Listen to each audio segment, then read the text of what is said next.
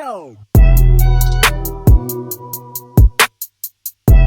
3, 2, 1. We are back in the new studio. Same studio, just feng shuied a little bit with episode 10. Two hands. That's right, 2 hands of Dad's Do 75 Hard podcast. And we're moving up, boys. This little new setup here. Found out at the Arnold. We like being able to see each other, not behind computer screens. So fired up about that.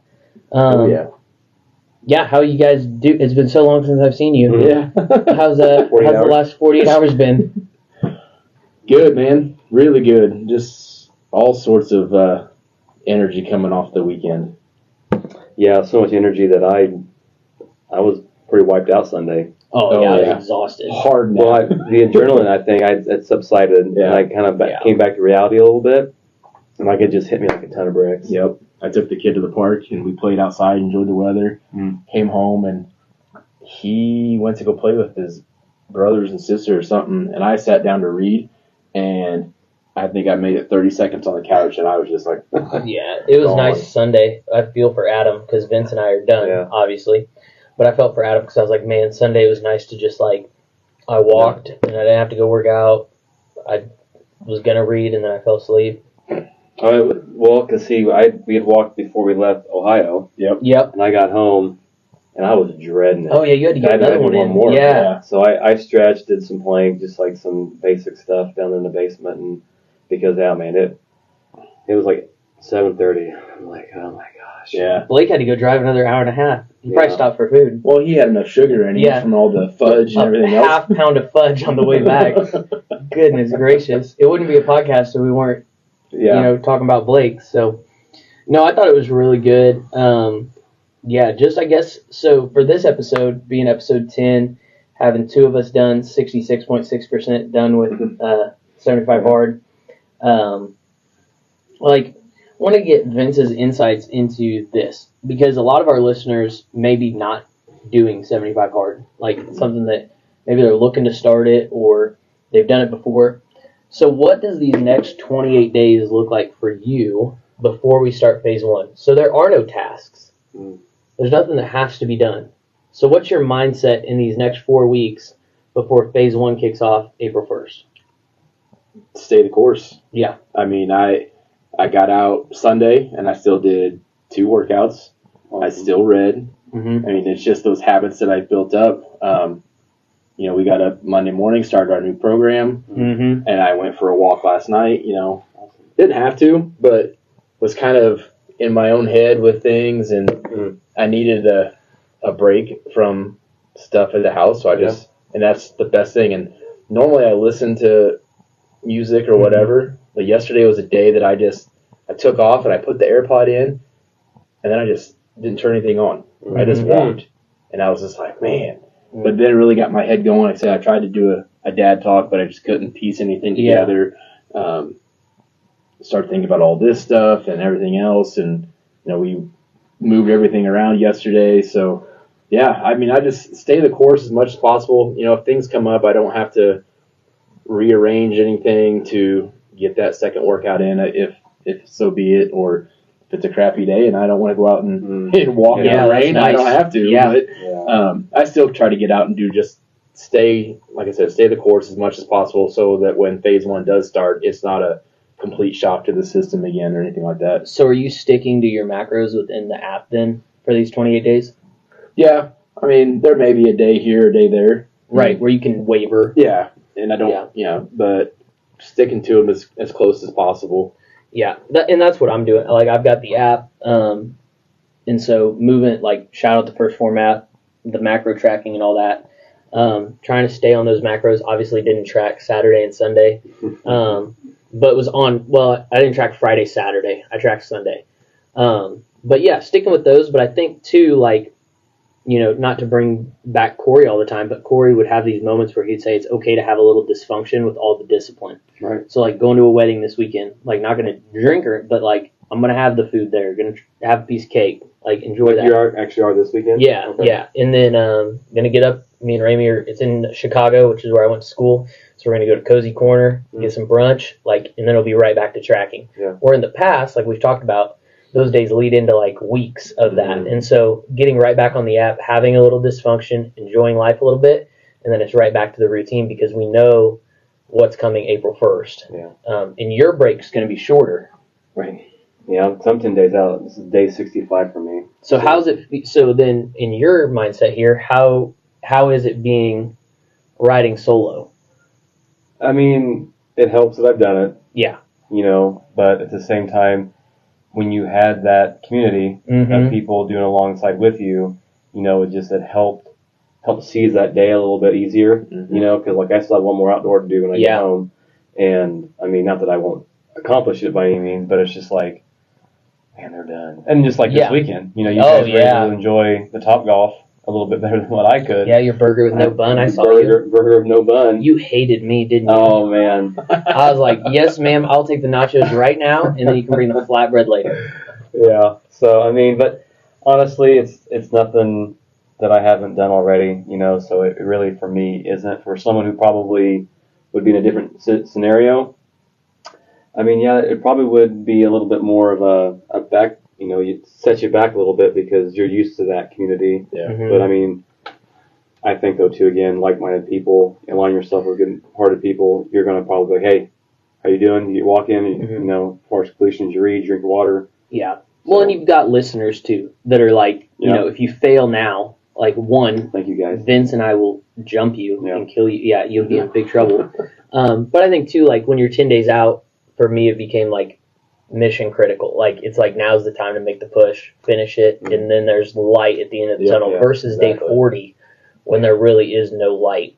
Yeah. Yeah, it's good. Well, and you talk about the dysfunction and back to reality. Like I know how I felt Sunday morning when I woke up after enjoying life on Saturday and eating that pizza. Man, Sunday I was miserable. Yeah. So it's that it brings us back a little bit. Like, okay, have fun, but then the effects of that fun kind of bring us back to, okay, this is why we stick to the course and stay true to what we're doing, because I did not like the way I felt Sunday morning. No. But food. that goes back to like that is people's normal. Yeah, that was our normal, you know, Thanksgiving. That was was a normal day. But I didn't realize on the other side of that how good I feel when I'm on track, when I'm hitting my protein, when I'm getting to the gym, when I'm doing those things, when I'm not cold plunging. So I think if people, it's hard. Discipline's hard. We talk about it every week. But the way you feel when you commit and you finally get to that where your self-esteem goes up, like we talk about every week, and then you have a day where you don't do those things, and then you feel the effects tenfold, and then you realize, oh, this is why I made the change. Yeah. Yep. Now, would you say food for you, Colton, is that a hard discipline for you to maintain a strict? Yeah. That's my number one. Like, training is never a problem. Like, I love to train. Even when I was eating terrible, like, I would get up and go. Or if I would sleep in because I ate, bad, I'd still go. And then it's easy to fall into that trap of, like, well, I'm bulking.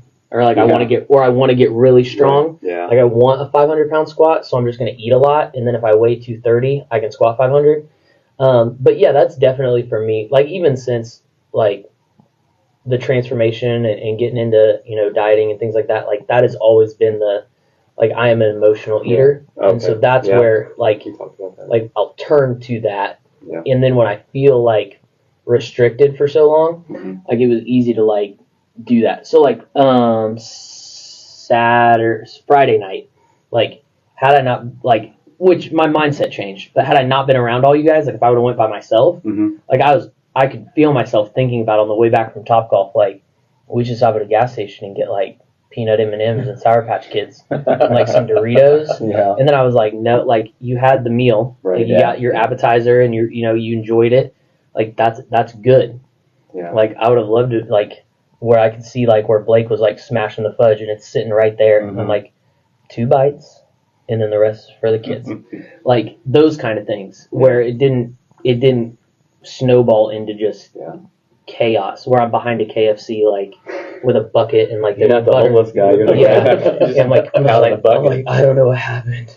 I was just getting all blurry. Well, I mean, real fast though, do our listeners even know, like, your story as far as Did we talk about you being? I think a little bit, like just a little background, like like always the funny fat kid growing up. Yeah. Like my mom, Asher loves to look at pictures, and so my mom was pulling up pictures on the phone, and there was my signing day for college, and he's like, "Who's that guy?" And I was just like, "Yeah," like it was. I mean, I was probably 270 then, my heaviest, 300 something, and so like that was where food was, and so I think I jokingly say I wear 300-pound me on my sleeve. Like when I went back to college after the between junior and senior year, I went back to camp at 194, and we were in camp. You do these things at night, like these team building things. Yeah. We had a watermelon eating contest, and I was like, "Yo!" Like the linebackers were like, "We got to get Sang to do it," or AJ, one of these other guys, and I was like, "No, I got this," and they're like, "Dude, there's no way." I'm like, I wear 300-pound me on my sleeve. I won. Yeah. They were like, "Oh my gosh!" I was like, "It's watermelon." Yeah. It's mostly water. Yeah, I was like, "It's fine." I was like, I can chomp." So Yeah, that's just like what I talked a couple weeks ago about keeping those things in your peripherals. Yeah. So you constantly have an eye on it that you can see it and you don't want to go back that direction. It's not. I mean, it is in your past, but it's still right there because it's one of those things that you could easily fall back into if you didn't have the discipline and whatnot. Yeah, but I think in that same thing, like it's in the peripheral that it's there, but I don't dwell on it. No. Yeah. Same with you. It'd be like if every day you woke up and dwelled like, "Oh my gosh, I'm not an alcoholic," or "I'm not," it's there as a reminder, but I don't focus on that. That's not my identity anymore. No. My identity is, how am I going to get my 220 grams of protein today? Yeah. That's my identity. Yeah. Where my identity isn't in what I used to be because I've been out of it for, it's been 7 years. So, like, I spent 22 years living that lifestyle. Yeah. So I've got a long, like you talked about last week, like to change those things, 40 years of bad habits, like I'm still changing those, but it's not, I don't dwell on that. I don't sit there and go, "Oh, I'm a binge eater," or "Oh, I've got a problem with food." It's like, no, I'm in control because that's who I am now. Well, and I think we're supposed to change. Yeah. As long as we're maturing in that change, and like you have to think too to yourself is, bring that past with you as a reminder, but don't, like, also at the same time, don't dwell on it. Yeah. Exactly. Learn from it, but don't let the past define you. I think so many times we get caught up in being, "Well, I used to be," or "I struggle with this." Well, you have to release yourself from that description. Yeah. Like we've talked about in past episodes, that neutral thinking. Like if I sit there and think about, "Oh man, this thing I messed up on, or this struggle I have, or whatever it is, this addiction, this vice," well then you're that's constantly in your mind. Mm-hmm. You're gonna, it's there. You're gonna constantly go back to it. But if I focus on the healthy things, and those are what define me, then that's where my mindset is. Yeah. Just forgive yourself from your past. Yeah. Absolutely. Yeah. I mean, they say that you shed all your skin or your cells every 7 years, so technically you are a new person. Yeah, got that every last 7 fat years. cell out. Mm-hmm. So I mean, you think about it, like you're never the same person anyway. So right. Yeah. Just take those changes and make yourself a different person. Yeah. Internally as well as externally. So. Good. Yeah. Like you don't carry the same stuff that you carried 5 years ago. No. Mm-hmm. Like you can't hang on to that stuff. No. And so I think forgave myself. Absolutely. Yeah. And I think sometimes we think that when we change, we have to take this stuff with us, and it's like you leave that and you go grow and you grow away from it, and you get farther and farther away. So when you look in that peripheral, like Vince talked about, maybe day 5 it's right there on your back, but day 500, day 1300, like yours, that's so far back you can barely see it. Yep. And I think like objects in mirror closer than they appear. And so it's even farther back than you think. Yeah. Well, Josh Butler does it all the time. The front windshield's bigger than the rearview mirror. Amen. Yeah, that's great. Like, that's your future and that's your past, and that rearview mirror is super small. Yeah. Yeah, it's so important to, forgive yourself from your past, but then change your future. Like make the future what you want it to be. No one's coming to rescue you. No one's coming to change you. No one's coming to straighten out your finances. No one's coming to make you go work out. No one's coming to fix the relationship with your wife or your kids. Like that at some point falls on you. And so you can't be waiting for this hero to come save you because it's you. You got to be that guy. Mm-hmm. Yeah. Chase your hero. It's like McConaughey said. It's good. Yeah. And so this wasn't really a question, but we had it before, like who you look up to, and we talked about parents and other people, but outside of family or our moms or our dads or uncles or whatever, in that, like, who do you look like? I think it's so important to have somebody to aspire to be. Not that you want to copy them and do exactly what they do, but who do you look to for motivation and inspiration outside of maybe someone you've never met? Never met? I mean, you could have met him. Yeah. We did just go to the Arnold, so we did meet some people. I mean, obviously, we met Nick. Yeah. I mean, to me, you know, that story, and with Cody even just kind of elaborating more on what had happened. I mean, just seeing a guy amputated anyway, obviously, you know, enough said with that, but then you hear the story and that valor and the mental toughness, the fortitude, the grit. I mean, all those values that, you know, First Form. I mean, he is those. Yeah, you know, lives them. And I recommend any of the listeners, you know, if you get a chance to, I don't know if you can plug anything. Yeah, I can put it in the show notes. Just like that YouTube clip of what it was that he did, just to get a quick background on what, because I don't want to take up too much of our time just describing, but basically 2 friendlies, Afghanistan. You know, they were going on patrol. He was a Green Beret. One of the gunners for the police had turned because Taliban had obviously threatened him and his family if he didn't take out, you know, the Americans, that, you know, they were going to kill either him or his family. Well, so he turns, starts shredding Nick down. Well, Nick's pretty much whole entire left side of his leg is completely shattered. Continues to pull guys away from the fight, and then it goes back into the fight. I think he used weapons or something? Like I said, you probably have to clip it, but then goes back into deployment after recovering from that with a prosthetic. The first and only Green Beret to go back with a EMT. It's one thing to go back just do another tour, sit at a desk or whatever, but to go back as the elite of elite in special forces with a prosthetic leg and having to pass all the physical tests with that leg, to, you know, it's wild. And I think you said you listened to him on Jocko's podcast. Yeah, so there was, like, and not to get, you know, to talk too long, but, like, that wasn't his first incident with being injured.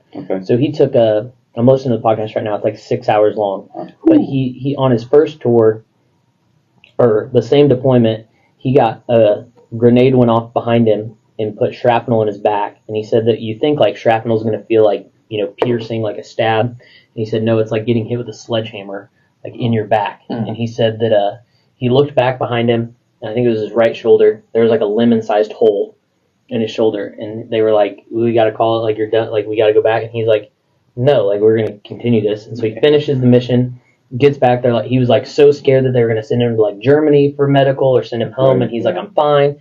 So they, like, pressure gauzed it and that kind of stuff. And he was like, I'm good. So they were worried about infection, so he, like, just went to the medic there in Afghanistan. They were like, you really need to get, he's like, no, I'm not leaving. And so he continued there, then got shot in the face, but it didn't hurt him, it just left, like, a big hole. Just a big hole. He was like, no, I'm good, so I'm fine, like, whatever. And then, you know, continued. And then finally, he gets his leg, you know. And so there were 3 different incidents where he could have went home. And on the third one, he was like, that kind of did the trick. Over 30 surgeries. Wow. Man. And so incredible. It was a year. It was about 18 months between his injury and when he went back into deployment. That's it? Yep. That's crazy. Wow. And I mean, and then just, I guess to go back to answer your question, I mean, it's not to feel pity for him by any means whatsoever, because you see, but, like, that's inspiring. Yeah. To see somebody, because he didn't stop. You know, right. He continued to fight not only for his country, but just for the overall well-being of his fellow brothers. Yeah. You know, and so, like, you talk about the ultimate test and sacrifice, and he continues to go back and to go back and to go back. I mean, that says a world about someone's character. I mean, you know? Yeah, in his story, like his book, Secure Objective, Objective Secure, like, I'm just in the beginning, but he talked about how he played college football at UMass, and he got done, and he was like 300 pounds, 6'5", but he was like jacked, not like a sloppy 300. Well, Special Forces or 18 X-ray was like, hey, you need to be, you know, under 250. And so he cut down in like 5 months to like 245. And he said when he went to boot camp, like the first 6 weeks or whatever, he's still with just like 18-year-olds or whatever. You know, it's pretty easy. He said it was so easy, but he said that it was crazy because he thought he was playing a game with like the officers because they were like, who are you? And they like when they do the tattoo test, he said he was like probably like 5% body fat, 6'5", 245. He said he was shredded. Yeah. And he said they did the tattoo test and he had a tattoo that said strength and honor in Latin. Well, that was above the whiteboard in the room, and they were like, who are you? Like, what are you doing here? And he was like, don't know how to answer that. He found out later that the officers that were there thought he was like planted by the government to like see what was going on there, like because they were like, yeah, they thought he was like gonna like be like an undercover boss, and they were like, we were just like, what, who are you, like what are you doing? And so he said like it was funny to hear his challenges like getting through the basic programs to get to where he wanted to be. Yeah, what a cool story. And I think guys like that we pull inspiration from, and thankful that we don't. You know, we talked about last time about him, and thankful that we have the freedom and the things to do that. But it's awesome. So cool. Well, I think that kind of leads into this week's word pretty clearly. Yeah. Like, and you had the thought. So this week's word is perseverance, and I'll let Vince kind of intro that as I find it in this book. So when you guys sent me the word, the first thing that popped in my head is my favorite quote from a movie, and it's from Rocky. When he says, "You, me, or nobody is going to hit as hard as life, but it ain't about how hard you hit. It's about how hard you can get hit and keep moving forward. How much you can take and keep moving forward. That's how winning is done." Goosebumps just reading it. Like that is to me the epitome of perseverance. Yeah. In Webster's dictionary defines it as continued effort to do or achieve something despite difficulties, failure, or opposition. And then Andy expands on that and said the willingness to show up day in and day out and fight for something that you want, no matter how long it takes or what life throws your way. It's good. Yeah, that's pretty good. I mean, because I kind of sat on it for a little bit too, because you know, you think about perseverance, and I thought about the Arnold and just kind of like what we've seen, what we're going to try to do. Yeah. You know, try to meet certain goals, get there. Just that's going to take some perseverance because there's going to be some reflection to come back. Yep. You know, we're going to get told no. We're going to come short up, somewhere. Yep. And so perseverance to me, it isn't easy, but it is the effort that you put towards accomplishing what you started out to do, in spite of difficulties, failures, and the opposition. You got to test your faith, and then perseverance must be allowed to finish the work so you can make it a mature and complete decision. It's good. I like that. It's awesome. Yeah, because the cards are never always going to be stacked in your favor. Ever. Right. Like, you've got to have that drive to when you're looking at the dealer having 21 and you're sitting at 13. Yeah. To take that next card to try to, Yeah. It's not always going to work. It's not always going to be an 8. No. Yeah, right? 13, 8. Yeah, that's 21. Boom. I can do math, Adam. I was just checking, Yeah. I'm not playing blackjack with Adam anytime soon. No Olympia trip in Vegas because Adam will hit. He'll be like, 9. Yeah, I won. Like, take it out of here. Take your chips. But something that you said about trying to do this next year, and it brought me back, and I thought about this when I was walking last night. I had a coach in high school that his big thing was trying is a half-hearted attempt. The effort without the intent cannot succeed. Yeah. And that I mean, since a freshman in high school, 20, almost 30 years ago, it's just been ingrained in my head, like a half-hearted attempt. The effort without the intent. Like we have the intent of going forward with this and growing and being present next year at the Arnold. Yep. So we aren't trying to do this. We are going to do this. Yeah. Yeah, and I think perseverance, like that word, leads into like this idea that anything worth achieving is going to have obstacles. We talk about it every week. So if you're trying to make a change in your lifestyle, your diet, there's going to be things that stop you, that want to stop you. And how do you overcome those obstacles? How do you make the commitment? I think this is the first word we have that is like an actionable thing that we can do. Self-esteem you build, self-belief you build, discipline you build, but perseverance is something that you choose to do each time. Yep. You choose, I'm going to be a disciplined person. I'm going to have self-belief. I'm going to have self-esteem, but I have to persevere through the obstacles that want to break me of those other words. And it was funny because I think you messaged me about a guy wanting to know about your transformation. Yeah. And, like 4 dudes at church came up on Sunday and were like, what's 75 hard, this and that. Mm-hmm. And I can tell, not to call anybody out, but I can tell based on their answers and how they responded to simple things Mm-hmm. to do that they will not complete the challenge. Now, can they? 100%. But the thing is their mindset ready? Like a guy messaged me like, what's 75 hard? Perfect. Complete the task each day. If you miss, you have to start over from day 1. You can start today. Okay, where do I find the tasks? I said, Google 75 hard. Like, radio silence from, like, okay. Messaged me back later that night. All it's coming up is a quiz. Like, I don't know where to find it. I'm like, so I Google 75 hard. And I send them just a screenshot. Mm-hmm. Like, that right there tells me you can't do a simple, like, find it on your own. Yeah. Without your hand being held. Mm-hmm. Because if you can't handle that, then what are you going to do on day 18 when someone's not there to be like, go drink your gallon of water? Right. And so those were the kind of, in those conversations, or like a guy, like, well, what's a diet? I don't know what a diet is. Well, I can't help you. And I mean, I can tell you what a diet is, but like, if that's already your first question, like, you're not ready. And so stop creating barriers that you're already putting in your way. I can't find it. I don't know what a diet is. Like, we live in a time where resources are abundant. You Yes. can go find the stuff. Easy. So I think, like we talked about at the opening, like, no one's coming to pull you each day. Nope. Like, you don't have a David Goggins living with Jesse Itzler, like that book. Like, you have to choose that this is something you want to do, and it doesn't have to be 75 hard, whatever it is. You have to make that decision. Because it is scalable. 100%. You know, and because I got asked the same question at church as well. What is 75 hard? Mm-hmm. I explained it, and again, it was all the why I couldn't. Yep. You know, and it's like, well, I'm just saying, you know, I failed it a couple times because I tried to do everything else on Yep. top of this, and then when I was failing, I knew that I had to get rid of these certain things that were Mhm. just wasting my time because this was more of a priority over all the other stuff. Sorry, Netflix doesn't make you better. No, it doesn't. I mean, and it's no different than this This podcast is informational, Yeah. but you got to go out there and execute. Yep. Yeah. You know, But you can listen to it while you walk. Well, yeah, Shout out. because I mean, Yeah. it's Listen to the pod. dads do 75 hard.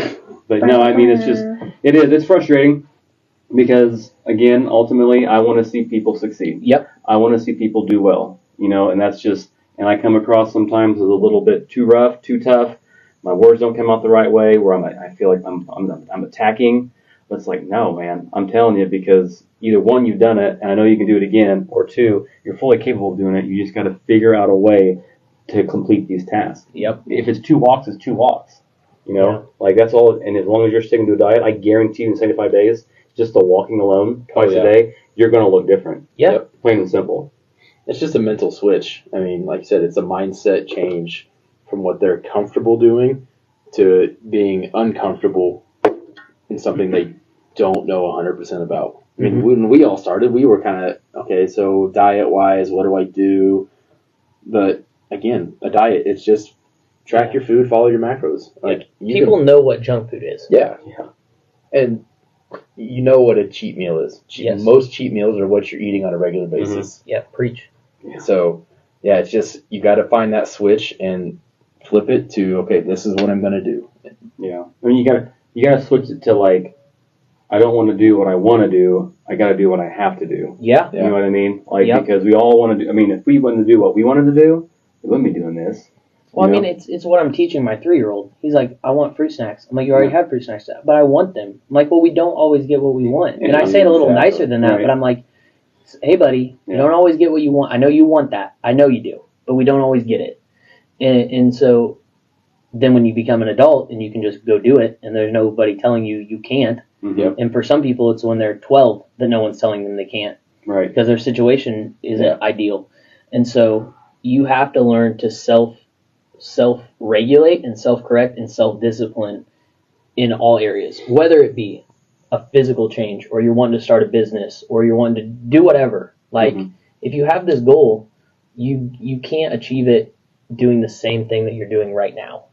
And you're going to have to make sacrifices. Yeah. You're going to have to sacrifice the hour of Netflix to go on your 45-minute walk or whatever. But which one is going to benefit you more? Sitting here watching some show that you can watch later, or getting out and last night enjoying the beautiful weather, and bettering yourself that way. Well, I think this is a great example for you guys. Like, here, you guys work at another job. Like, I've got other jobs, and like in that, there's sacrifices where it's like, okay, I know I'm going to have to work late to get this done so that I'm free at this time, or I'm going to have to go into work early so I can be off to do the podcast. And that's the same for people that like want to start a business or do something outside, they want to work for themselves. It's like, well, then you can't just quit right now. Like, that's not financially smart. But how do you scale it to where you can get your work done, and then in your off time do the other things to build it, and then get it to a point where now it's financially responsible to then, okay, now I've grown this to a point in my free time to leave the other thing, and now I can invest in this full time. Like, there's sacrifices that you have to make along the way to achieve whatever it is. And so I think that's kind of where perseverance, coming back to perseverance. Well, and the book I'm reading is it's called Stepping Up, a call to courageous manhood. And there's a quote in there that says, oh man, a boy without a father is like a explorer without a map. And you think about talking about, just with Asher and, and our kids of, we have to be present as fathers. Yep. We have to be able to teach them, the difference between, basically right and wrong. Yep. And even the part in the book, not only is the divorce rate high amongst, kids these days and that's fatherless. Yep. You tack that on already, which is already high. Then you have the dads who are still but aren't present. Yep. They're physically there, but mentally they want no interest in their kids at all whatsoever. And so then you tack all that on. So now we're at 2/3 of our country's society of kids who don't have, a good role model in their own dad. Yeah. And so this is, one of the reasons that pushed us even to start doing this, because we have to start being better fathers. Yeah. Why do we exist? Why does this podcast exist? To inspire and motivate dads to lead their families mentally, physically, and emotionally, and be present in those things. Even spiritually. Yes. Yeah, 100%. Like, how do you be present in those moments? And I'm not just asking you to, stay married and be in the house, but how are you present in your kids' lives each day? How are you instilling in them something? Because they're watching. Yep. Even if you're not talking, they're watching. They're watching. And so how you're operating how you want your kids to operate one day. Well, when I think about, because I got 2 girls and a son. Okay, well, 2 of those girls are going to get married. Yep. Well, what kind of guy do I want them marrying? Do I want him to be a direct reflection of me or somebody else? Because if he's going to be a direct reflection of me, at least I know what kind of guy she's going to be getting involved with. Yep. And the same thing with my son. I want my son to be able to see how I'm treating my wife, so that way whenever he gets older, he's going to know how to treat a woman. Yep. Absolutely. So it's a big deal. Whether you realize it or not, it's a really, really big deal. Yeah, absolutely. Cool. All right. Well, that was a nice little Dad's Do75 Hard rant for y'all. Real talk. Yeah, real talk. So I think kind of as we keep rolling here, we were on the adrenaline and the high from the Arnold, I guess, when we talked last time. But now that we've had time to process, what are your takeaways from the weekend outside of just like the excitement and the fun? But like, what are you tangibly taking away from the Arnold that we can share with the listeners so that they can say like, okay, this is what I can take away from what they experienced? Well, like we talked earlier before we started, it was all adrenaline. Reality's finally sunk back in and being at home and stuff, and just having more of a clearer persona of just like what I did that entire weekend that we were there. not only with the camaraderie with you guys Mm-hmm. and getting closer with even Blake and Cody, Yeah. you know, and the transition of just like, listen, you know, when we went on your last walk, you know, Cody and I were kind of talking, you know, and just even the podcast, even with Blake, kind of hearing his insights on just kind of how we've kind of touched his life. You know, that's a huge compliment, Mm-hmm. you know, not only for me, but I'm sure even for you guys. But like, as the Arnold as a whole, I mean, as you walk through that entire auditorium, the convention center, I guess is what you would call it. Like you're seeing a lot of men inspired to be better, which is a great sign. You know, you always hear all the stuff. You flip through the phone, you see all the other stuff that isn't, you know, as positive, I guess. And so like you look at all these people, and you think to yourself, okay. Like for me personally, you guys are obviously made a little different than me, but like strength wise, like I want to find myself getting a little bit stronger as far as the numbers go, you know, and just seeing that whole avenue of the people powerlifting, even like the Muay Thai, you know, just seeing that kind of like, I don't know, that stuff for me does a lot for my adrenaline when it motivates me to like, you know, to roll, to come in. You and Cody are doing it twice a week, you know, just to kind of get my body into that kind of shape, get in the gym, because Arnold talked about what's your weakness, you know. Well, I would think maybe my squats. So like even today, even though I was doing chest, in between chest, I was just doing 5 sets of 5 on the squat rack, you know, just something just to kind of, I got to get my body used to doing legs about every other day or so, just so whenever it does come to grow that strength, my body's prepared for it. You know, and so just the preparation, the idea of what I need to do for myself to get these sort of gains for, you know, my personal success.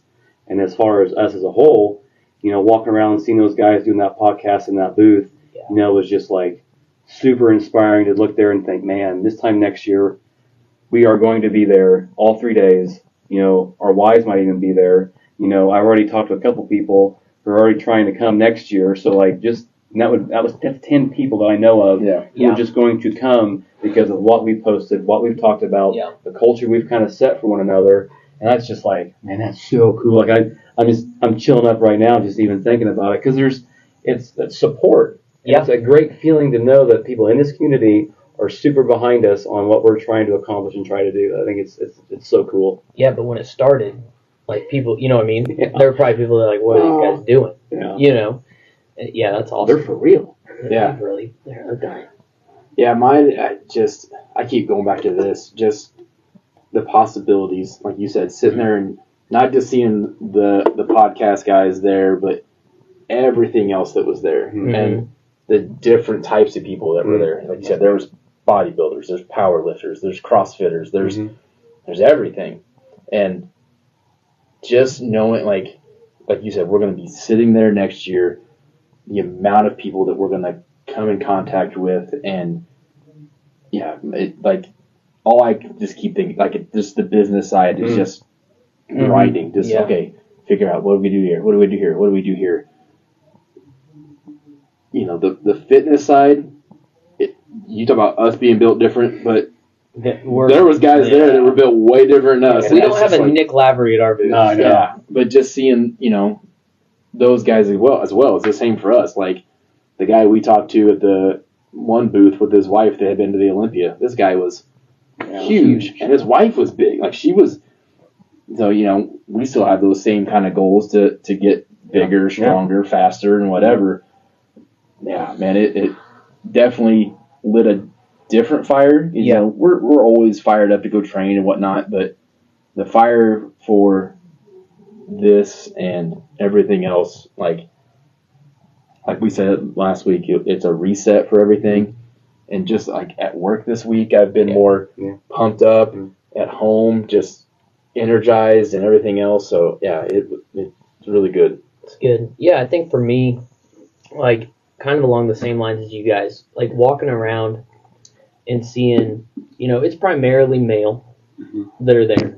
And so you're talking about men that are bodybuilders, powerlifters, fighters, just your typical gym lovers, Yeah. that are just there because they want to get better, like Arnold talked about. It's the one community where everyone's gathered that's at least interested in fitness. They may not be committed, but they're interested.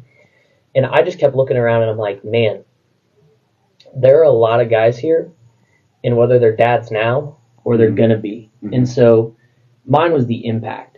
Like, how can we educate and inspire others that are going to have kids, that are going to have the next generation, that have small kids, to not just make it about fitness. Don't just be the jack dad that's never home. But how do we inspire them in that way? And I think that's why we exist, is how do you inspire outside of the gym and the diet, but like, are you present, like we just talked about? And so that was the big takeaway for me as I reflected on it, was like, look at it's one place where this gathering, like what other place can you gather that many people that are gonna be dads? Right. Yeah. And so I think that's for the listeners too, like you talked about refreshing and recharging. Like, it's important to take time in plan and think and have like a time away. And so whether it's one day, like on a weekend, you go hike and you just think about your ideas and you process and plan and have vision and those things, like that's important, because we don't have these ideas without sitting down and taking time away and processing and thinking. And so whatever your goal is or what you want to achieve, like take those moments and take that time to reflect, but then also like stoke the fire. Like Vince talked about being fired up.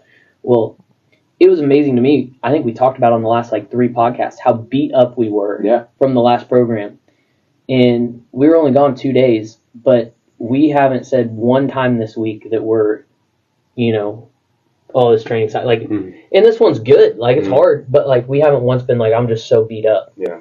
And I think that comes back to like, we stoked the fire a little bit. Yeah. It was we were down to coals there for a minute, but then we threw some, and got it back up. Yeah, we got it back up.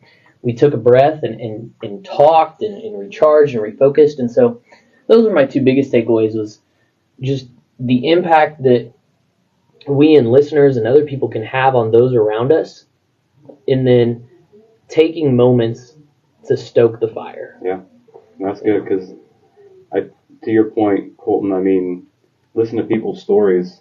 You know, if we get people to come on and talk while we're there and kind of who are willing to elaborate on their journey, you talk about perseverance, just that picture that you posted. Yeah. I mean, you talk about difficulties and failures along the 14-month, but look at, and that's what people really need to like be a witness to, is that took that's a long time, but you stayed the course, you executed, you persevered, and look at you now. Yeah. I mean, so that's a huge testimony to anyone who asks about 75 hard. Well, go to this page and look at Vince. Yeah. But that takes a little bit of discipline and perseverance and grit, fortitude, and all that. Yeah, and that's one of those where that's a vulnerable post. Like, just to put out there where you started. I mean, that You could have sold that for $500. yeah, Blake. But I mean, with that, you got to be vulnerable to know, like, man, I am not where I want to be right now. Yeah. And accept it, and then persevere and drive and grit and work your way through it to get. And I'm still not done. Like, it's just a never-ending journey to just, okay, what's next? And then, okay, so I hit that one. Okay, what's after that? And then just keep going. Yeah. Yeah, like on yours and then mine, like it's embarrassing to look at the first picture. But I think there's some people you're living embarrassed. And what we want is for you to find ways and establish disciplines and routines and tasks that you can look back in 6 months and say, man, I'm not embarrassed anymore. Right. Well, with Mike Kelsey, she's been out almost 6 weeks now with that hamstring, but she did the one thing to the best of her ability, was to stick to her diet. And so I took those pictures for her this last week, and we both looked at them. And the body composition already changed. Yeah, and it was 5 pounds. It was 5 pounds. But it's not just the scale is a number. Yeah. That's why the pictures are so important. Yeah. So I, shout out, Kelsey for, just sticking to that part of it, not getting discouraged and staying with it, because at least after seeing those pictures, like, I think it again kind of kept her motivated enough to know that, okay, there is something to this, Yeah. which is good because, times past, she probably would have went and sulked for a couple weeks Yeah. and then got back on it, where she stays the course and continues to work hard. But that's the same. Like I think in that too, to speak to the scale from like a fitness side, like she could look at the scale and go, "I've only lost 5 pounds. This isn't working. I'm going to quit and just go back." And she used to. Yeah. But she's learned that lesson, and she's learned that that's not where it's all at. And so that's huge. That's a huge win for her. And like on our coaching call the other day, I was like, "So let's just take this and go out. Like, what if it's 20 pounds? Like that. In the past, you would have been like, I have to lose 20 before I feel like I've had success.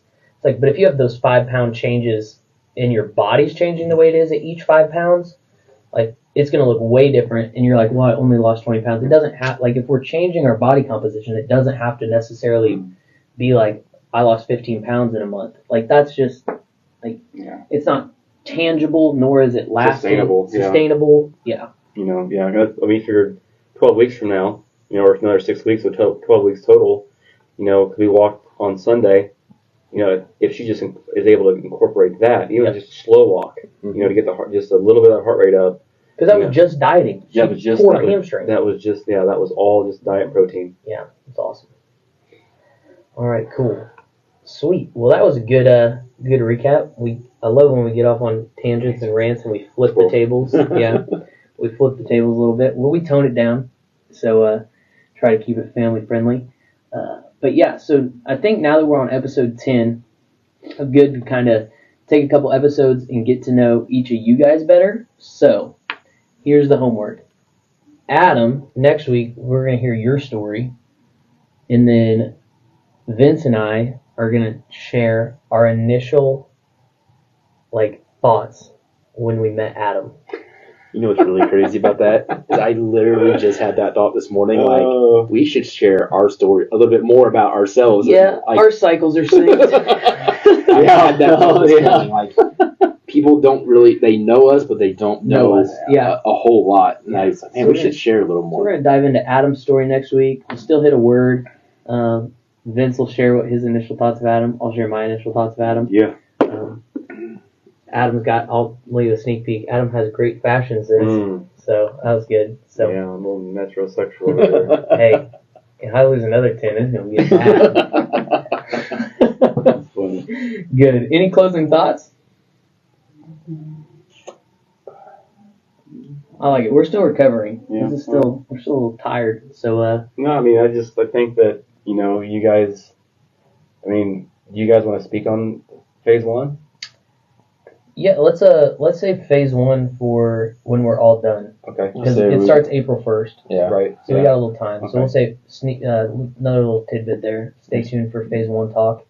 We'll hit Adam, Vince, and Colton before we get into phase 1. That should be good. Start and do it like the week before we start. That way. Yeah. Then y'all can join us. You don't have to do. You can just start on 75 hard when we start phase 1 because you're going to be doing the same stuff we're going to be doing in phase 1. Yeah. Just a little less. So it's good. Sorry, I just can't wait to hear him complain about his cold showers every day. And I will complain every day. Every day. The podcast for 4 weeks will be me sitting here shivering, complaining about the cold tub. Unless there's about 500 people walking by, and then you just jump right in. Yeah, man in the arena. Man in the arena. Yeah. That's all right. I'm 2 weeks straight.